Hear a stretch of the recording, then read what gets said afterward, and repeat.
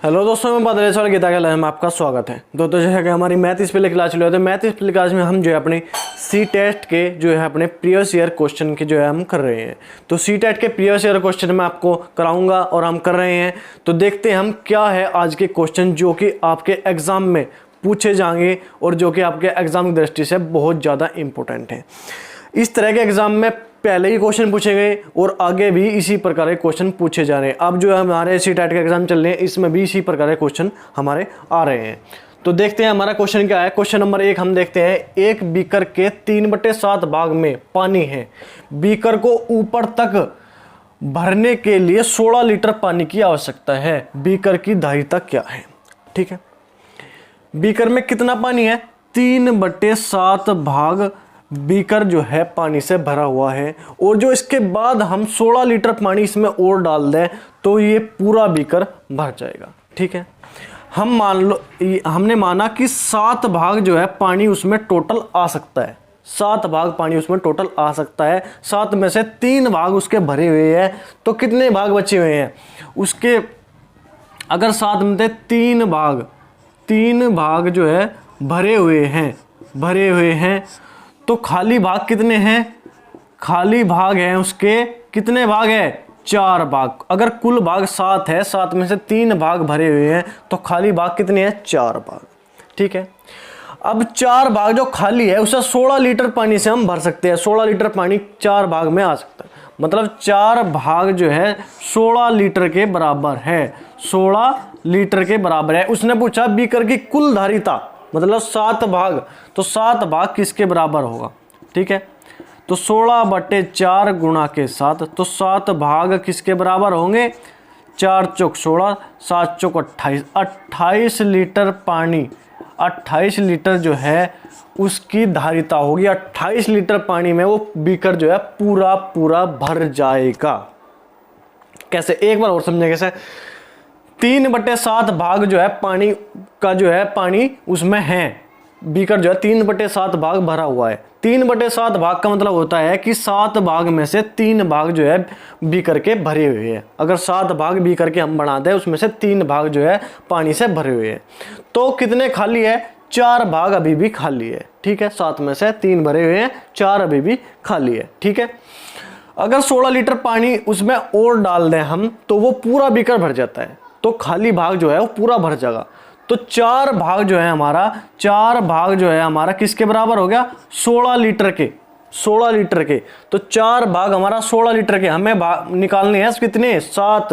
Total भाग है 7, तो 7 भाग में देखना कितना लीटर पानी आता है। तो 7 भाग में कितना लीटर पानी आएगा? 16/4 गुणा 7। क्यों? अगर एक भाग निकालेंगे तो कितना भाग? 4 भाग 16 लीटर, एक भाग कितना? 4 लीटर।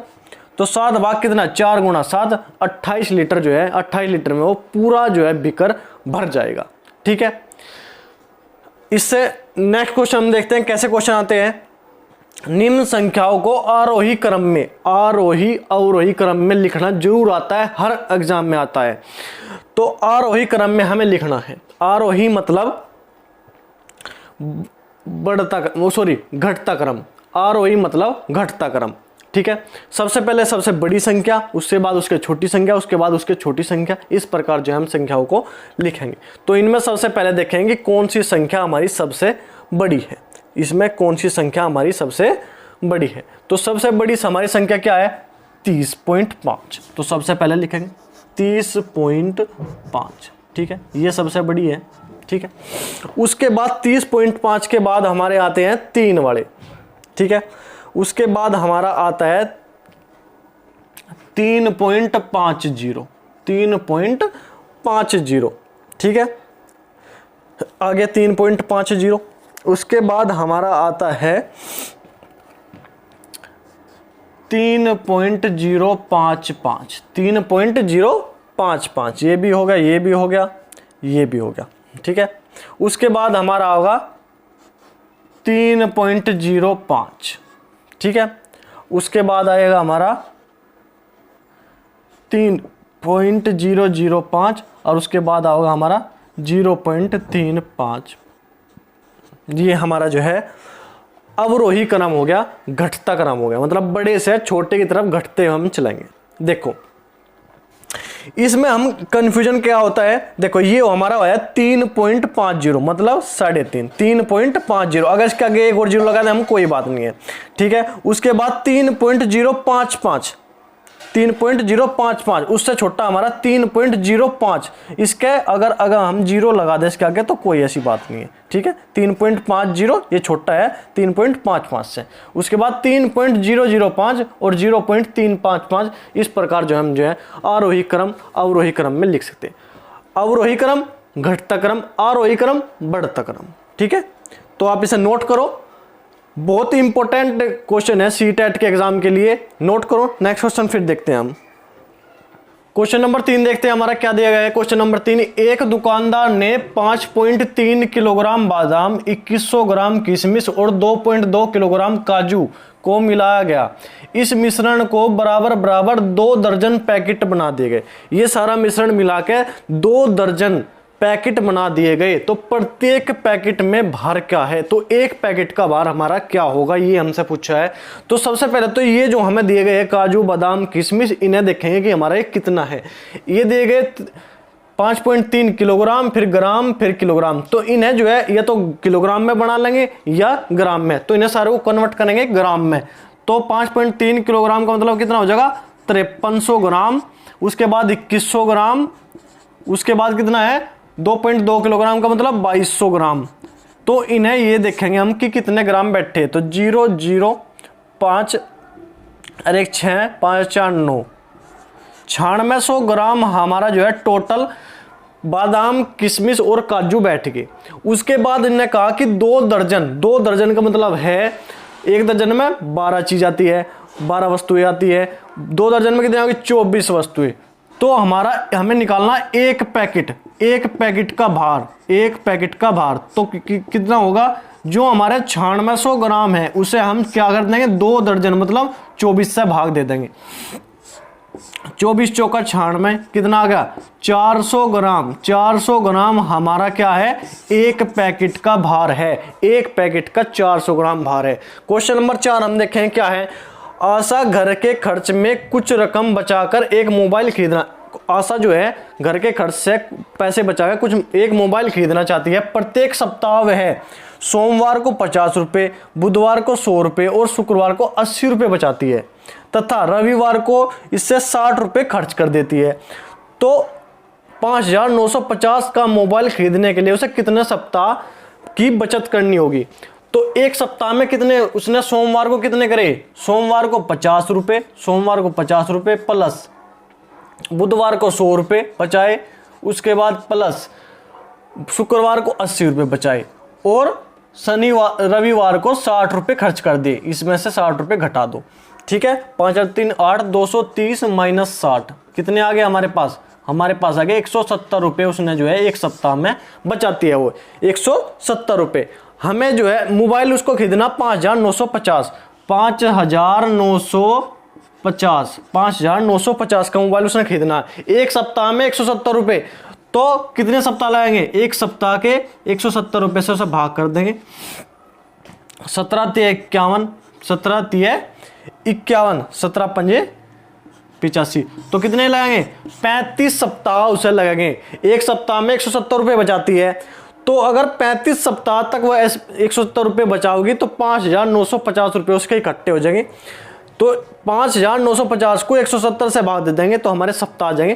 35 सप्ताह में वो जो अपना फ़ोन खरीद लेगी। तो ठीक है, इस प्रकार के क्वेश्चन हैं, नोट करो। फिर नेक्स्ट क्वेश्चन देखते हैं। क्वेश्चन नंबर 5 हम देखें क्या देगा हमें।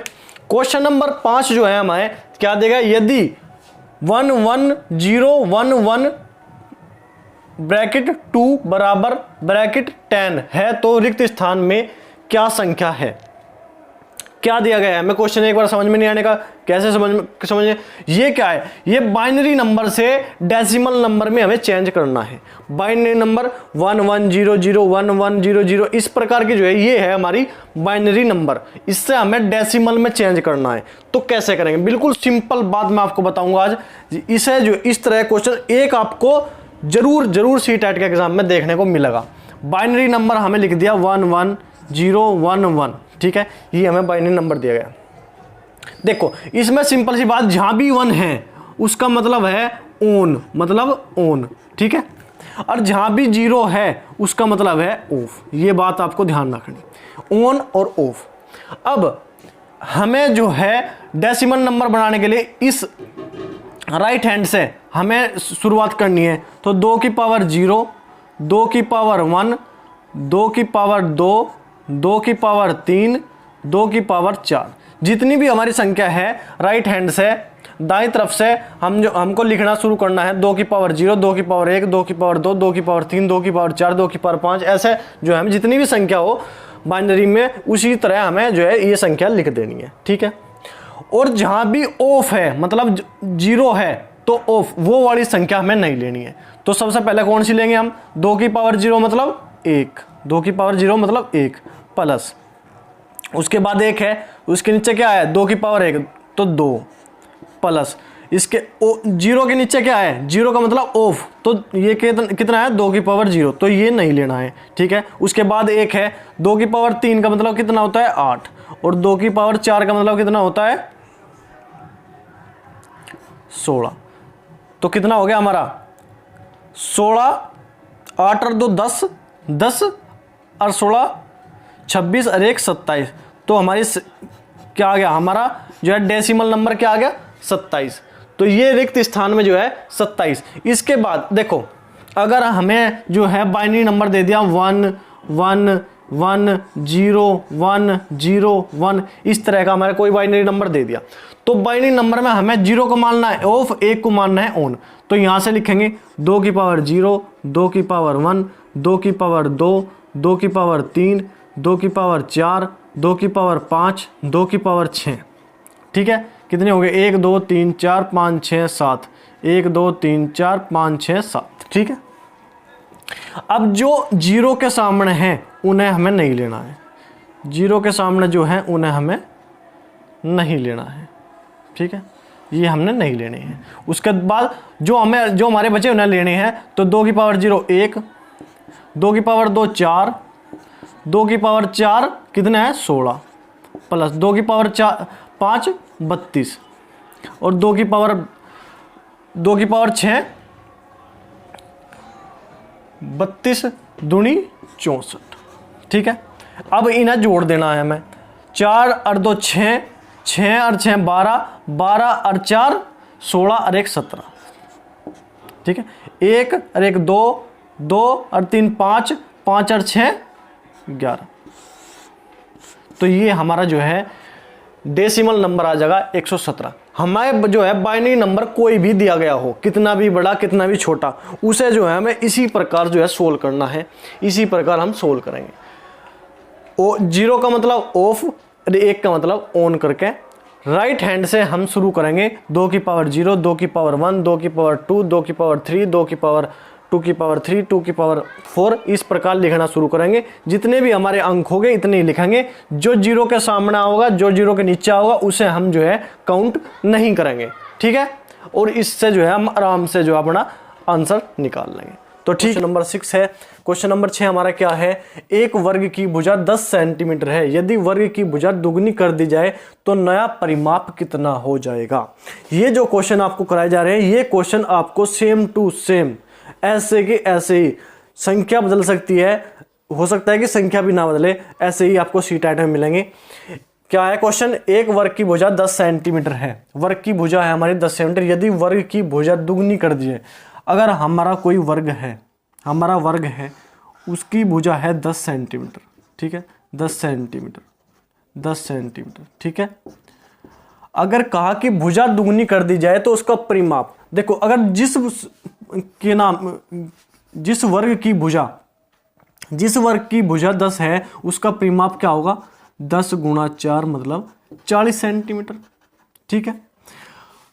वर्ग की भुजा दुगनी कर दी जाए तो क्या हो जाएगा, वर्ग की भुजा अगर दुगनी हम कर देंगे तो क्या हो जाएगा, वर्ग की भुजा होगी 20, ये भी 20, तो क्या हो जाएगा 20 गुणा 4 मतलब 80 सेंटीमीटर।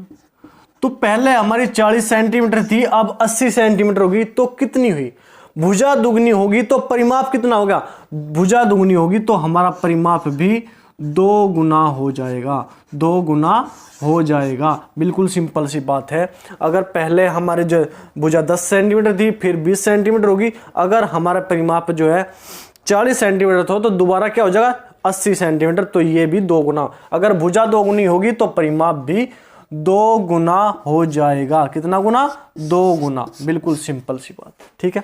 क्वेश्चन नंबर 7 देखते हैं क्या है। 72 गुना 28 बराबर 36 गुना 4 गुना डैश डैश। रिक्त स्थान की संख्या क्या होगी? तो रिक्त स्थान पे क्या संख्या हमारे आएगी? इसमें ऑप्शन भी हमारे जो है बहुत महत्वपूर्ण है। अगर इसमें ऑप्शन दे जाए हमें कि ये 7 की गुणज होगी, 56 से कटने वाली होगी, तो इस प्रकार के भी हमारे ऑप्शन आ सकते हैं। तो ये भी हमको क्वेश्चन निकालने के बाद देगा। देखो, तो 4 से काट देंगे, 4 से काट दो, 4 सत्तू 28, ठीक है। 36 दूनी 72, 7 दूनी 14, तो हमारे रिक्त स्थान पे क्या होगा?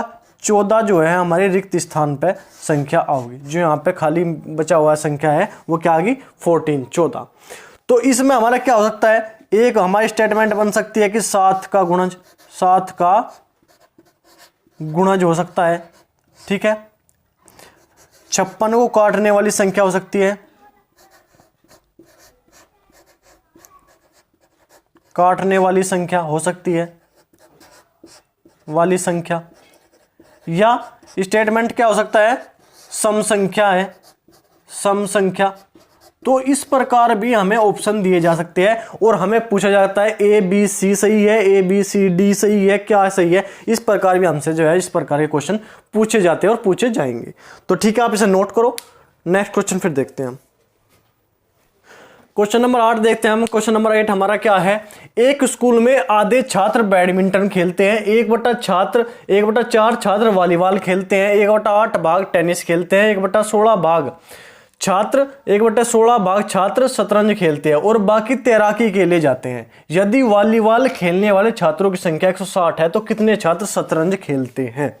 देखो क्या दिया गया है हमें? वॉलीबॉल खेलने वाले छात्रों की संख्या हमें दी गई है। तो वॉलीबॉल खेलने वाले छात्र है कितने? 1/4 छात्र वॉलीबॉल खेलते हैं, मतलब 1/4 का जो है हमारा 1/4 भाग का की वैल्यू, 1/4 भाग की वैल्यू कितनी है? 160 छात्र, मतलब 1/4 छात्र जो है हमारे 160 के बराबर है। तो हमें से पूछा कितने छात्र शतरंज खेलते हैं। शतरंज खेलने वाले छात्र कितने हैं? 1/16। तो हमें 1/4 को कितना बनाना है? 1/16। तो 1/4 से गुना कर देंगे इधर भी और गुना कर देंगे 1/4 से। तो ये कितना हो गया? 1/16। तो ये कितना हो गया? 40। तो 1/16 भाग जो है हमारा बराबर होगा कितने के? 40 छात्रों के। तो ये हमारे 1/16 भाग किसके है? शतरंज खेलने वाले। तो ये शतरंज खेलने वाले जो हमारे छात्र है कितने हैं? 40 छात्र हमारे शतरंज खेलने वाले हैं। बिल्कुल सिंपल सी बात। जितना जो हमें दिया गया है उसके बराबर वही लिखना है। 1/4 भाग हमें किसके बराबर दिया गया है? 160 के। हमें कितना निकालना है? 1/16 भाग।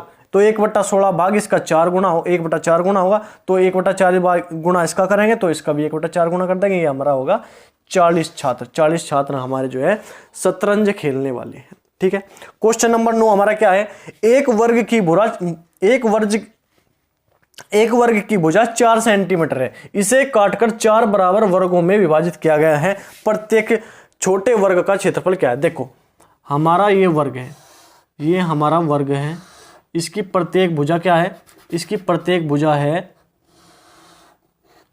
4, ठीक है। इसे काटकर 4 बराबर भागों में हमने काट दिया।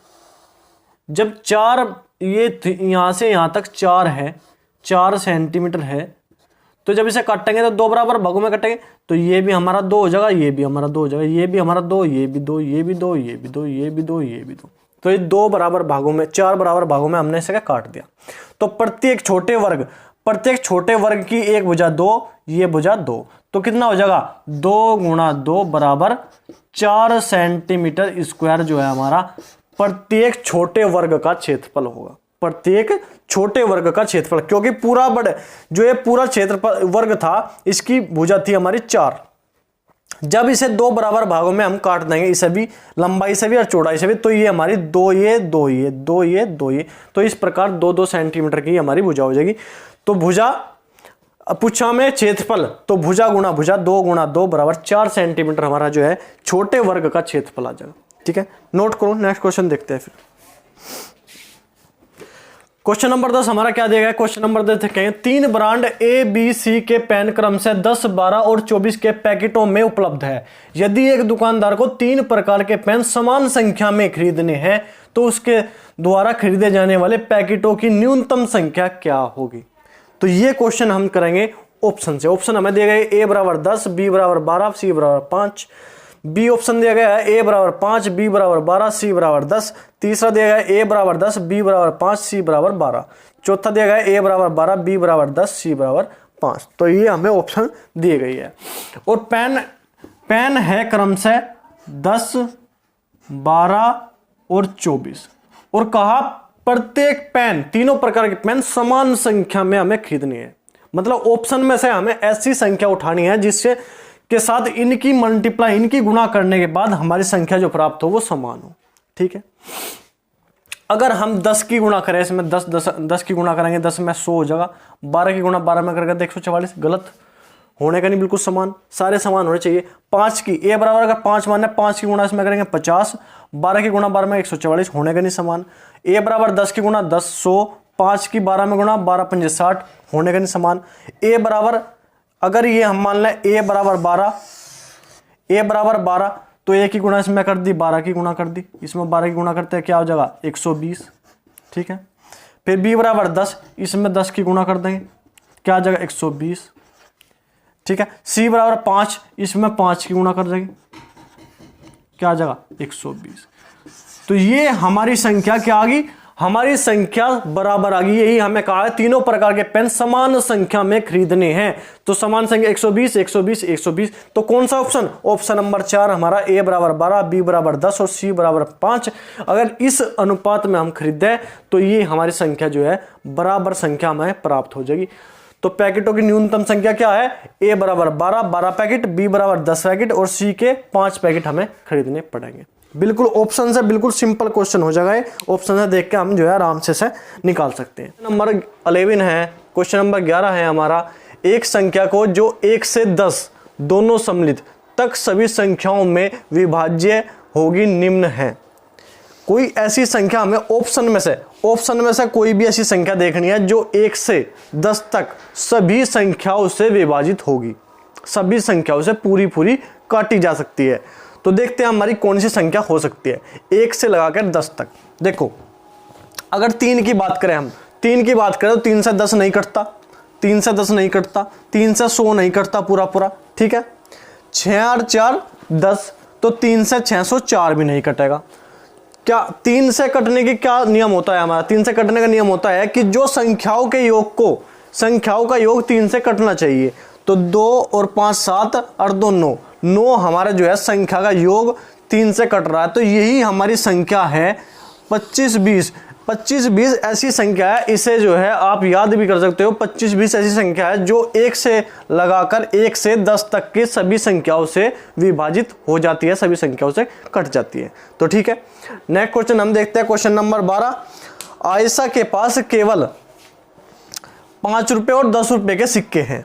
यदि उसके पास सिक्कों की कुल संख्या 25 और 160 रुपए का धन है तो उसके पास 5 रुपए और 10 रुपए के सिक्कों की संख्या क्या है? 5 रुपए और 10 रुपए के सिक्कों की संख्या हमें बतानी है। उसके पास सिक्कों की कुल संख्या 25 है और 160 रुपए कुल धन है, 160 रुपए कुल धन है।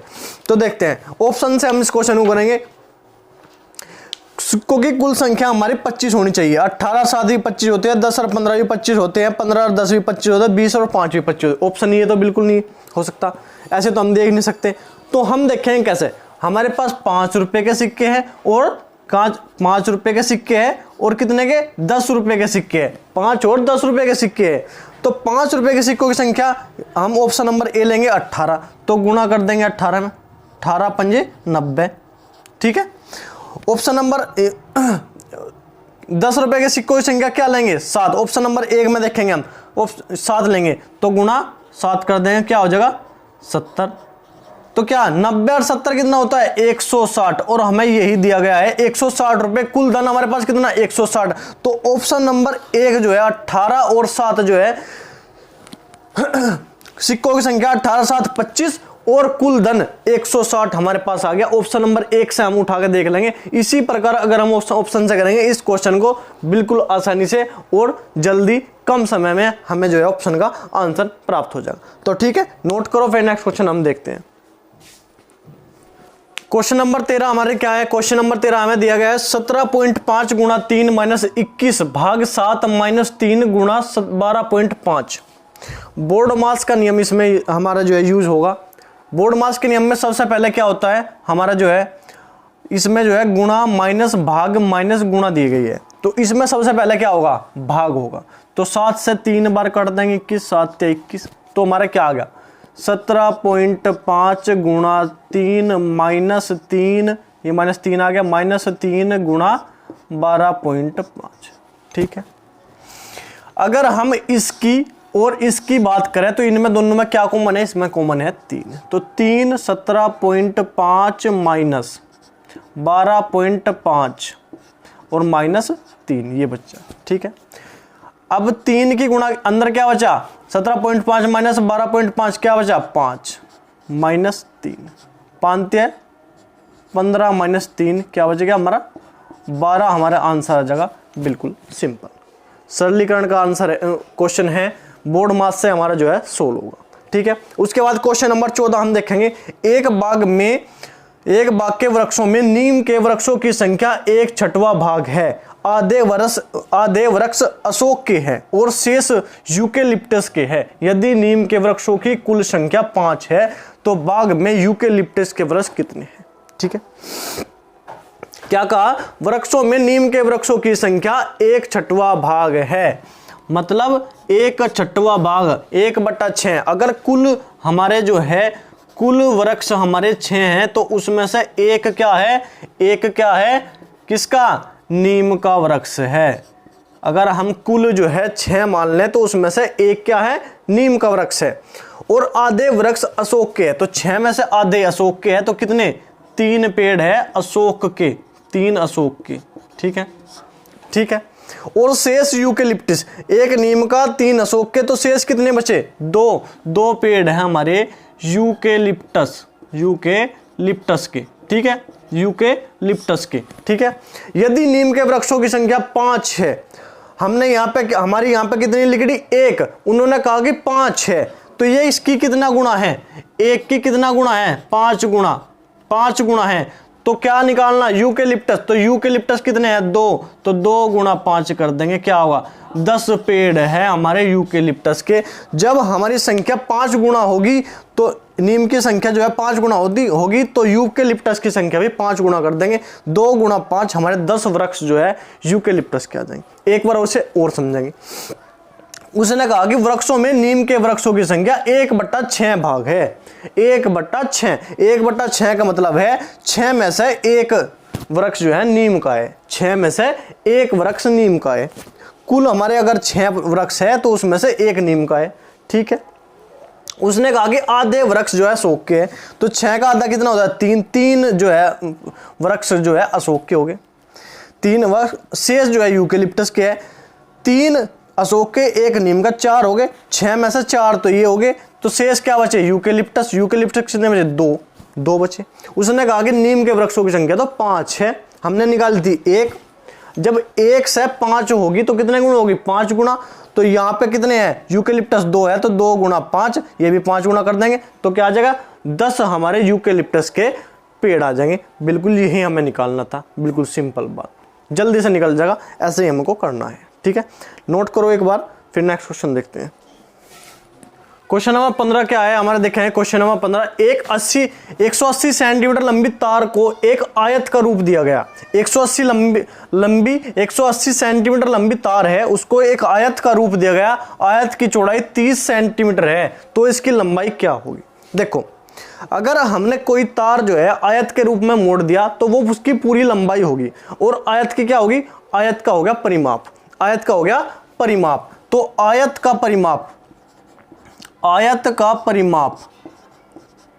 आयत का परिमाप क्या हो गया हमारा 180 सेंटीमीटर। आयत का परिमाप होगा हमारा 180 सेंटीमीटर। ये होता क्या है, ये होता है 2 गुना लंबाई, लंबाई प्लस चौड़ाई, लंबाई प्लस चौड़ाई बराबर कितना हो गया 180 सेंटीमीटर। हमें क्या दी गई है, चौड़ाई हमें दी गई है 30 सेंटीमीटर, तो रख देंगे 2 गुना लंबाई प्लस 30, चौड़ाई हमारी 30 दी गई है बराबर 180। 2 से काट दो कितनी बार, 90 बार। ठीक है, लंबाई बराबर क्या हो जाएगा, लंबाई, लंबाई बराबर क्या हो जाएगा 90 माइनस 30 बराबर कितना 60 सेंटीमीटर हमारा जो है लंबाई आ जाएगी। बिल्कुल सिंपल बात है, जो तार की लंबाई है वो उसका जो है परिमाप हो जाएगा। क्यों, परिमाप क्या होती है, सभी भुजाओं का योग हमारा जो है परिमाप होता है, तो ये परिमाप हो जाएगा 180। हमारी लंबाई, चौड़ाई हमें पता है, लंबाई निकाल लेंगे, 60 सेंटीमीटर हमारी लंबाई आ जाएगी। क्वेश्चन नंबर 16 है, क्वेश्चन नंबर 16 है हमारा। किस प्रकार क्वेश्चन है, संजय ने 1/2 किलोग्राम टमाटर, 1 किलोग्राम आलू, 1/2 किलोग्राम गाजर, 250 ग्राम मिर्च और 6 नींबू खरीदे। उसने बिल क्लर्क को काउंटर पर 200 रुपये का नोट दिया, उसने कितने रुपए वापस मिलेंगे। अब इसमें हमें पता है कि टमाटर 1 किलोग्राम है 40 रुपये के, आलू 2 किलोग्राम है 25 रुपये के, गाजर 250 ग्राम है 20 रुपये की, मिर्च 100 ग्राम है 10 रुपये के, नींबू 4 पीस है 10 रुपये के। ये हमें डाटा दिया गया है, तो डायरेक्ट हमें कैलकुलेशन करनी है। क्या देखना है, आधी किलोग्राम टमाटर है हमारे, आधी किलोग्राम हमने टमाटर लिए, टमाटर हमारे 1 किलोग्राम 40 किया, तो आधी किलोग्राम कितने होंगे 20 रुपये के। ठीक है, उसके बाद 1 किलोग्राम आलू लिए हमने, आलू 2 किलोग्राम 25 रुपये के, तो 1 किलोग्राम कितने के 12.5 रुपये के। ठीक है, उसके बाद 1/2 किलोग्राम गाजर, आधी किलो 250 ग्राम है 20 रुपये की, तो एक आधी किलो होगी 250 ग्राम है 20 रुपये की, तो 500 ग्राम होगी 40 रुपये की। ठीक है, 250 ग्राम मिर्च, मिर्च 100 ग्राम 10 रुपये की है, तो 250 ग्राम कितने की होगी 25 रुपये की। ठीक है, उसके बाद 6 नींबू, 4 नींबू 10 रुपये के है, तो 6 नींबू कितने के होंगे 15 रुपये के। तो ये हमें जो है टोटल हमने सामान खरीदा है, तो देखते हैं कितने रुपए के हमारा बैठेगा। 5 5 10 8 2 12 का 2 का अंश लगे 1, 2 और 1 3 और 4 7 8 9 और 1 10 और 1 11, 112.5 रुपये का हमारा सामान बैठा। हमने क्या दिए 200 रुपये का नोट दिया, तो हमारे पास कितने वापिस जो है कितने रुपए मिलेंगे, तो 200 में से 112.5 हम घटा देंगे, तो कितना बचेगा 87.5 रुपये हमारे पास बचेंगे। 87.5 रुपये हमें वापस प्राप्त होंगे। यही हमें देखना, बिल्कुल कैलकुलेशन सवाल है। जितना जो हमें दिया गया है, रेट भी दिया गया है और हमें दिया गया है कि हमने कितनी वस्तु खरीदी, आधी किलो खरीदी, 100 ग्राम खरीदी, 1 किलोग्राम खरीदी, वो भी हमें दिया गया है। हमें जो है डायरेक्ट कैलकुलेशन करनी है, बिल्कुल सिंपल। 87.5 हमारा जो है आंसर आ जाएगा। क्वेश्चन नंबर 17 हमें क्या दिया गया है, 1 सेंटीमीटर गुना 1 सेंटीमीटर वाले 48 छोटे वर्गों को कुल कितने प्रकार से व्यवस्थित किया जा सकता है कि परिणामिक क्षेत्रफल 48 सेंटीमीटर स्क्वायर हो।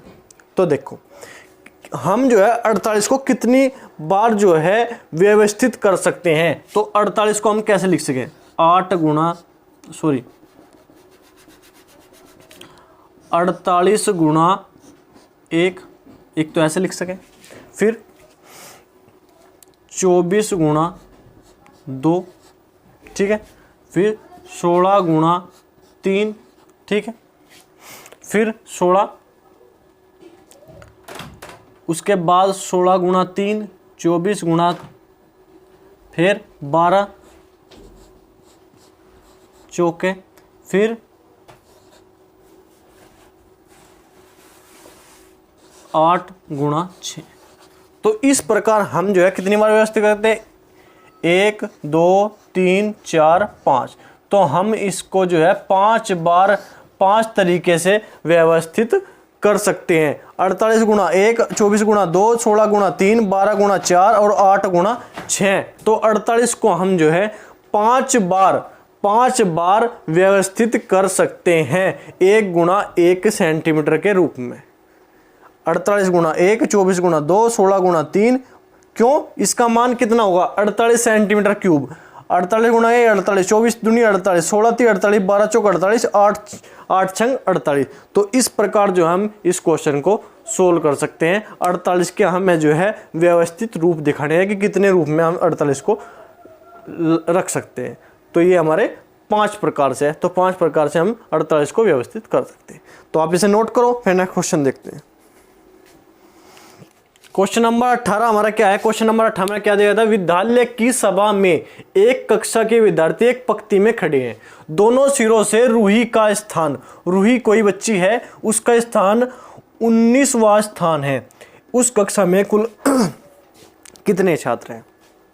एक पंक्ति में बच्चे खड़े हैं स्कूल में, रूही कोई बच्ची है, उसका स्थान दोनों तरफ से, दोनों सिरों से अगर देखें तो 19वां है। तो मतलब उसमें कक्षा में कुल कितने छात्र हैं हमें ये बताना है। तो करना क्या है? दोनों तरफ से 19वां, एक तरफ से देखा 19वां स्थान, दूसरी तरफ से देखा 19वां स्थान, तो कितना हो गया? 19 19 38 -1, तो 38 -1 कितना आ गया? 37। दोनों तरफ से अगर वही स्थान है तो दोनों तरफ से स्थानों को जोड़ेंगे, उनमें से एक घटाओगे तो हमारा आ जाएगा 37 आंसर। ठीक है, 37 जो है विद्यार्थी उस कक्षा में है।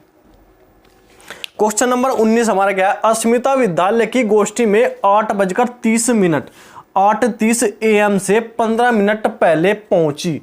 वह अपने सहकर्मी से आधा घंटा पहले पहुंची, जो कि गोष्ठी के लिए 40 मिनट की देरी से पहुंचा। तो गोष्ठी का निर्धारित समय क्या था? देखो, गोष्ठी में 8:30 AM से 15 मिनट पहले, मतलब 8:30 से 15 मिनट पहले। तो किस टाइम पहुंची अस्मिता? किस टाइम पहुंची?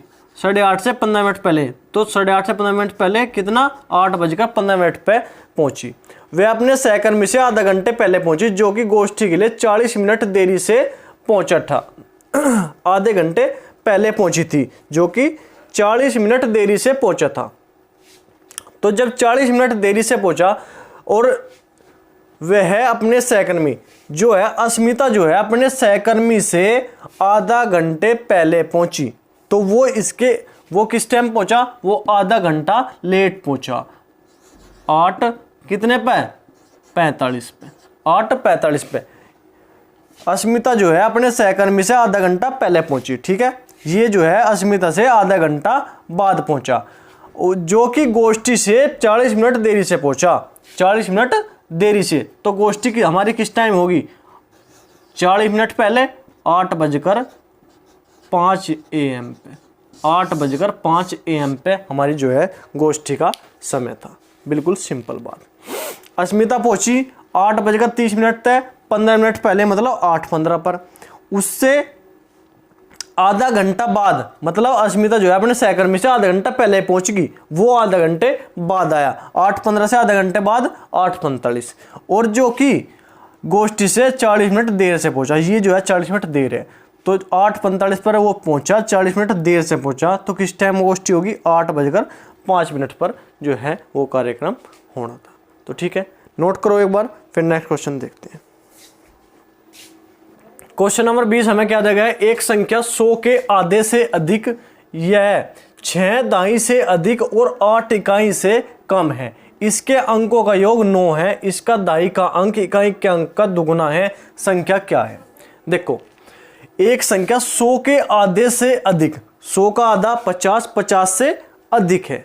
ठीक है, यह 60 दाई मतलब 60 दाई मतलब 60, और 8 दाई, 8 दाई मतलब 80, 60 से ज्यादा है, 60 से ज्यादा है और 80 से कम है। 60 से तो ज्यादा है और 80 से है कम। ठीक है, 80 से है, 80 से कम। ठीक है, 60 से ज्यादा है और 80 से कम है। इसके अंकों का योग 9 है। इसका दाई का अंक इकाई से अंक से दुगुना है। तो हम जो है ऑप्शन से इस क्वेश्चन को करेंगे। अंकों का योग 9 है, अंकों का योग 9 है, 9 है, 9 है, 9 है। ठीक है, 60 से ज्यादा है, 60 से ज्यादा है, 80 से कम है, ये भी है, ये भी है, ये नहीं है। 80 से कम है, ये नहीं है। ठीक है, इन दोनों ऑप्शंस में देखेंगे। अब क्या कहा? इसका दहाई का अंक इकाई के अंक का दोगुना है। तो ये हमारा 63, ये इकाई का अंक, ये दहाई का अंक, इकाई के अंक से दुगुना क्या है? दोगुना है हमारा ये 6 दहाई का अंक। तो कितना हो गया? 63 जो है हमारा आंसर आ जाएगा। ऑप्शन से देख के हम सिंपल कर लेंगे, इसमें कोई कैलकुलेशन करने की जरूरत नहीं है। 63 जो है हमारा आंसर आ जाएगा। जो इसने बोला है क्वेश्चन में वही हमें जो है ऑप्शन अपने ऑप्शन पे फॉलो करके देख लेना, हमारा ऑप्शन जो है डायरेक्ट आ जाएगा 63। तो क्वेश्चन नंबर 21 हमारा क्या बताया गया है? क्वेश्चन नंबर 21, एक रेलगाड़ी पटना से 30 मई 2021 को 23:40 पर चलती है और मुंबई 1 जून 2021 को 5:15 पर पहुंच जाती है। रेलगाड़ी की यात्रा कुल समय हमें बताना है, तो कुल समय हमें कितना लगा है? तो 23:40 का मतलब है 11:40 पे जो है 30 तारीख को, 30 मई की बात है, 30 मई। तो 30 मई का महीना होता है हमारे 31 का, तो 30 मई को 11:40 पर 11:40 PM, ये हमारा 11:40 PM और 11:40 PM से 31 मई 11:40 PM तक हमारा कितना समय हो गया? ये हो गया हमारा पूरे 24 घंटे।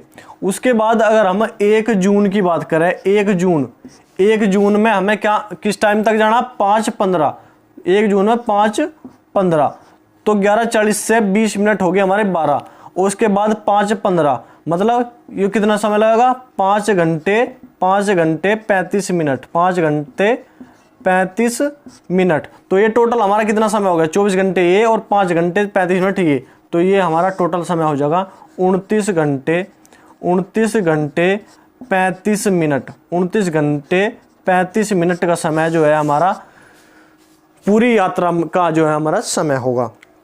जो हमें समय दिया गया है वो देखना हमें कि PM है या AM, और हमें ये भी देखना है कि 30 मई हमारा 31 का महीना है या 30 का महीना। मई हमारा जो है 31 का महीना है, तो 11:40 से 11:40 तक 30 मई से 31 मई तक हमारा 24 घंटे हो जाएंगे पूरे, और 1 जून तक हमारे जो है 5 घंटे 35 मिनट हो जाएंगे। तो टोटल समय हमें 29 घंटे 35 मिनट लगने वाला है। तो क्वेश्चन नंबर 22 हमारा क्या है? 17,863 पाने के लिए 8,008, 8,088, 8,808 के योग में से क्या घटाया जाए? तो करना क्या है? ये जो हमें संख्या दी गई है, क्या दी गई है? बिल्कुल सिंपल जोड़ना है हमें। 8,008, 8,088 और क्या 8,808, इन्हें जोड़ लेना है, बिल्कुल सिंपल। क्या हो जाएगा? 8 तिया 24, 24 का 4 का हासिल लगे 2, 8 और 10 की 0 हासिल लगे कितना? 1, 8 और 1 9, 8 तिया 24, तो ये कितना होगा? 24,904। उसमें से क्या घटाया जाए? तो जो संख्या हमें दी गई है वही हम घटा देंगे। तो क्या घटाएंगे? 17,863, तो ये हम घटा देंगे। क्या होगा? 1, 10 में से 4 गए, 10 में 6 गए 4, यहाँ पे क्या बचेगा हमारा? 8, 0, 17 और 3 20 और 4 27, 70 41 वो संख्या है जो कि हमें इनके जोड़ में से घटानी। तो 70 41 हमारा जो है आंसर आ जाएगा। जो हमें दिया गया है वही सिंपल जो है ये संख्या, तीनों संख्याओं को सिंपल जोड़ना है, और जिसमें से घटाने की बात की गई है वो संख्या हमें इसमें से घटा देनी है। बिल्कुल सिंपल कैलकुलेशन का सवाल है, इसे हम कर लेंगे। नोट करो आप, फिर नेक्स्ट क्वेश्चन हम देखते हैं। क्वेश्चन नंबर 23 हमारा क्या दिया है? क्वेश्चन नंबर 23, एक विभाजन के प्रश्न में भाजक भागफल का 5 गुना और शेषफल का दुगुना है। यदि शेषफल 5 है तो संख्या क्या है? तो हमें पता है कि भाज्य बराबर, भाज्य जो हम होता है हमारा वो क्या होता है? भाजक गुणा भागफल, भाजक गुणा भागफल प्लस क्या होता है? शेषफल प्लस शेषफल हमारा होता है। भाज्य जो होता है हमारा वो भागफल गुणा भाजक गुणा भागफल प्लस शेषफल होता है।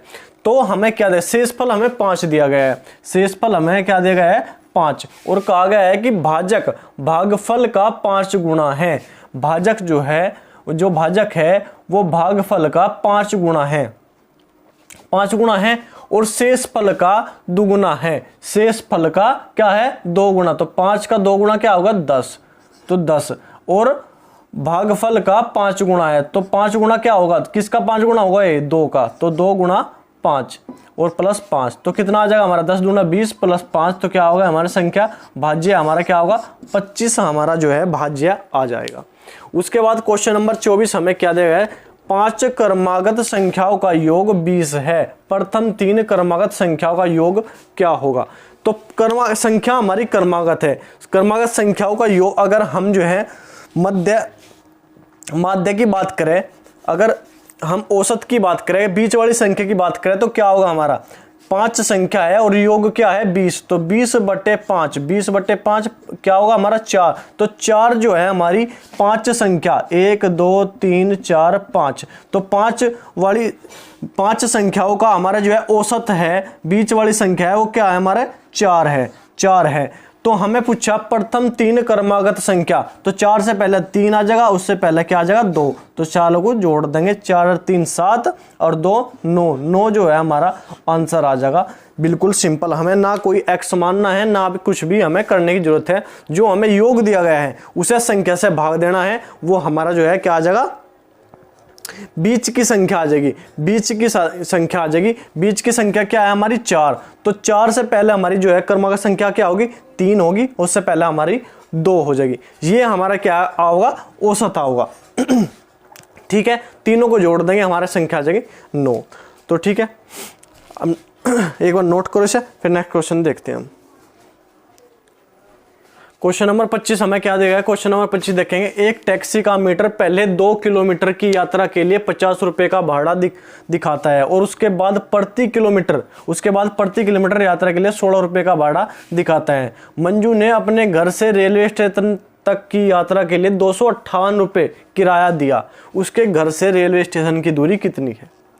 2 किलोमीटर के लिए भाड़ा है हमारा क्या 50 रुपए, तो 2 किलोमीटर तो हमारा जो है ये यात्रा होगी 50 रुपए में। उसके बाद हमें टोटल उसने पैसे दिए कितने 258, तो 258 रुपए दिए उसने 50 रुपए में कितना चल दिया 2 किलोमीटर चल दिया। उसके बाद उसके पास बचे 208 रुपए। ठीक है, उसके बाद जो है प्रति किलोमीटर 16 रुपए, जो जितना भी किलोमीटर चलेंगे उसके हमें 16 रुपए देने पड़ेंगे, तो 16 से इसे भाग दे दो, 16 से इसे भाग देंगे तो कितना होगा 16 ही कम 16, 4 बचे 48, 16 × 48, तो कितने हो गए 13, तो 13 किलोमीटर और चलेंगे, 13 किलोमीटर और चलेंगे, तो 13 किलोमीटर तो ये यहाँ पे चले हम और 2 किलोमीटर यहाँ पे चले, तो कितना होगा टोटल हमारी यात्रा, तो 13 + 2 हमारा जो है 15 किलोमीटर, 15 किलोमीटर की यात्रा हमने की है। तो उसके घर से रेलवे स्टेशन की दूरी हमारी जो है कितनी होगी 15 किलोमीटर। जो हम उसने भाड़ा दिया है 2 किलोमीटर का 50 रुपए, वो टोटल भाड़े में से घटा लेंगे। 2 किलोमीटर तो हम चल दिए, 50 रुपए हमने दे दिए, कुल दिए 258 रुपए, 258 में से 50 रुपए घटाए तो कितना आ गया 208 रुपए। फिर प्रति किलोमीटर के लिए 16 रुपए देने हैं, तो 208 को जो है 16 से भाग दे देंगे, क्या होगा 13 किलोमीटर, तो 13 ये और 2 किलोमीटर हम पहले चल चुके थे, तो कितना चलेंगे 15 किलोमीटर की यात्रा की हमने। उसके घर से जो है रेलवे स्टेशन 15 किलोमीटर था। तो ठीक है, आज के लिए इतने सवाल रहेंगे। आपको समझ में आए सवाल, आपको अच्छा लगा, डिस्कशन अच्छा लगा तो लाइक क्या करो, चैनल को सब्सक्राइब करो और अपने दोस्तों को भी शेयर कर देगा। तो ठीक है, आज के लिए इतना ही, धन्यवाद, जय हिंद।